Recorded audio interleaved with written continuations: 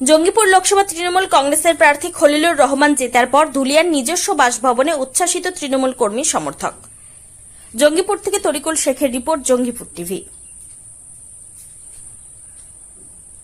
জঙ্গিপুর লোকসভা তৃণমূল কংগ্রেসের প্রার্থী খলিলুর রহমান জেতার পর ধুলিয়ার নিজস্ব বাসভবনে উচ্ছ্বাসিত তৃণমূল কর্মী সমর্থক। জঙ্গিপুর থেকে তরিকুল শেখের রিপোর্ট, জঙ্গিপুর টিভি।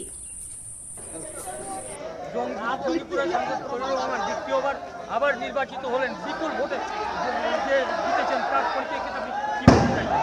এটা মানুষের জয়, খলিলুর রহমানের সততার জয়। 42টা সাংসদের মধ্যে একমাত্র সাংসদ যিনি সততা নিয়ে সারা মুর্শিদাবাদ জেলা এবং জঙ্গিপুর লোকসভায় মমতা বন্দ্যোপাধ্যায়ের আশীর্বাদ, অভিষেক বন্দ্যোপাধ্যায়ের নেতৃত্বকে পাথেয় করে লড়াই করেছেন।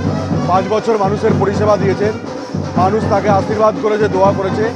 আরও 5 বছর মানুষের জন্য তিনি তার নিজের কাজকর্ম করবেন এবং মানুষ যে একদিনের জন্য নির্বাচিত করেছে, 5টা বছর খলিলুর রহমান নিজে মানুষকে সময় দেবে। এই আশীর্বাদ, এই দোয়া মানুষের দেওয়া। আমি অশেষ ঘোষ, জেলা পরিষদ মেম্বার, 11 নম্বর জেলা পরিষদ। এত বড় জয়, এ ব্যাপারে কি বলবেন? দেখুন, প্রথমত আমি কৃতজ্ঞতা জানাই আমাদের জননেত্রী মমতা ব্যানার্জি এবং আমাদের সকলের নেতা অভিষেক ব্যানার্জিকে, পার্টি আবারও আমাকে দ্বিতীয়বারের জন্য মনোনীত করেছিলেন এবং সেটা তারিখ ছিল 10ই মার্চ। আমি 11ই মার্চে আমি জঙ্গিপুরে ফিরে আমি জঙ্গিপুর লোকসভাবাসীর উদ্দেশ্যে আমি জানিয়েছিলাম যে 5টি বছর আপনাদের সঙ্গে আমি প্রত্যক্ষভাবে পরোক্ষভাবে আপনাদের আপদে বিপদে এবং এলাকার উন্নয়নকে নিয়ে, এছাড়া মানুষের পাশে থাকার যে কাজ, এলাকার প্রয়োজনকে নিরিখে সংসদে যে বলার কাজ, সেগুলো আমি করেছি এবং সেভাবে আপনারা বিচারের রায় দেবেন আর কি। সে বিচারের রায় গত 7ই মে জঙ্গিপুর লোকসভাবাসী দিয়েছিলেন ইভিএমের মাধ্যমে। আজকে সে রায় প্রকাশ হয়েছে এবং প্রকাশিত হয়েছে দলের পক্ষে। আমি এই জয়কে উৎসর্গ করছি জঙ্গিপুর লোকসভাবাসীকে, আমি উৎসর্গ করছি আমাদের নেত্রী মমতা ব্যানার্জিকে এবং নেতা অভিষেক ব্যানার্জিকে।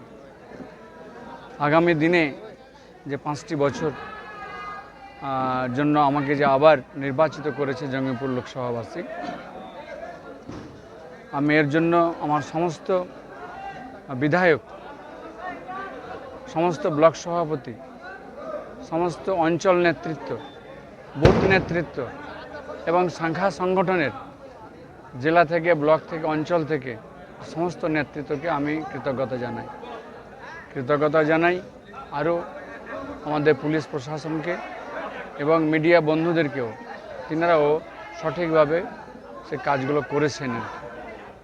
আগামী 5টি বছরের জন্য আমি জঙ্গিপুর লোকসভাবাসীর জন্য যেভাবে গত 5টি বছর ছিলাম, আগামী দিনেও আমি 5টি বছর মানুষের পাশে থাকব, সততার সঙ্গে থাকব, নিষ্ঠা নিয়ে সঙ্গে থাকব এবং মানুষের আপদে বিপদে অবশ্যই আমি যেমন ছিলাম তেমনটাই থাকবো আর কি, এবং মানুষের কাজ করব। পরে প্রথম আপনার কি কাজ হবে? দেখুন, আমি এলাকার যে সমস্ত সমস্যাকে তুলে ধরেছিলেন সংসদে, যেমন পিএফ অফিসকে ফিরিয়ে নিয়ে আসা, গঙ্গা ভাঙন আমাদের কাছে সবথেকে বড় সমস্যা আর কি, বড় আমাদের মানুষের কষ্ট। যে সময় বন্যা আসলেই আমরা খুব ভয় পেয়ে থাকি আর কি, এবং মানুষ ক্ষতিগ্রস্ত হচ্ছে। তো সেই কাজগুলোকে করার, যে কেন্দ্রীয় সরকারকে গঙ্গা ভাঙনকে প্রতিরোধ করার জন্য ব্যবস্থা নেওয়ার জন্য আমরা সব রকমভাবে প্রচেষ্টা করব আর কি, যেমনটা বিগত 5 বছরের মধ্যে ছিল আর কি।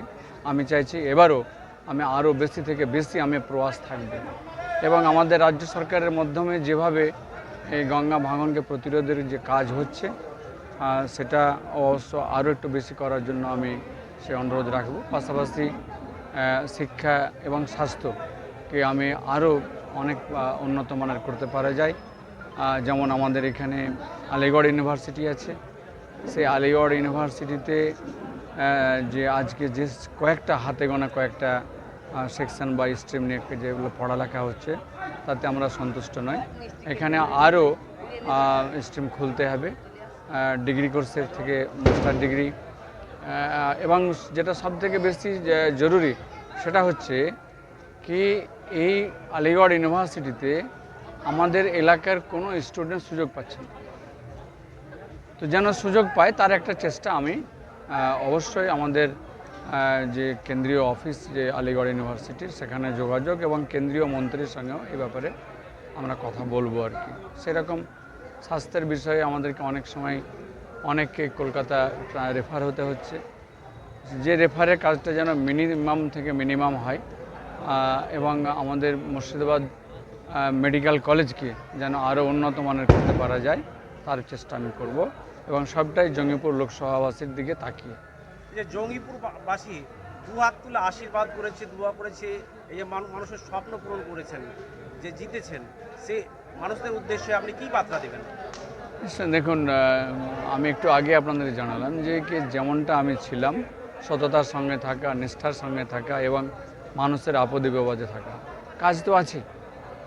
যে কাজ আমাদেরকে মানুষ প্রয়োজনের জন্য বলবে, আমাকে যেতে হবে, আমাকে দেখতে হবে, আমাকে সে কাজগুলোকে করার চেষ্টাও করতে হবে এবং কাজগুলো করতে হবে যতটা সাধ্যমতো চেষ্টা করে যেতে হবে। তো অবশ্যই মানুষকে বলবো আপনাদের প্রয়োজনের কথা আপনারা জানাবেন, প্রথমে জানাবেন আপনারা অঞ্চল নেতৃত্ব, ব্লক নেতৃত্ব, বিধায়ককে, তারপরে জানাবেন সাংসদকে, যেন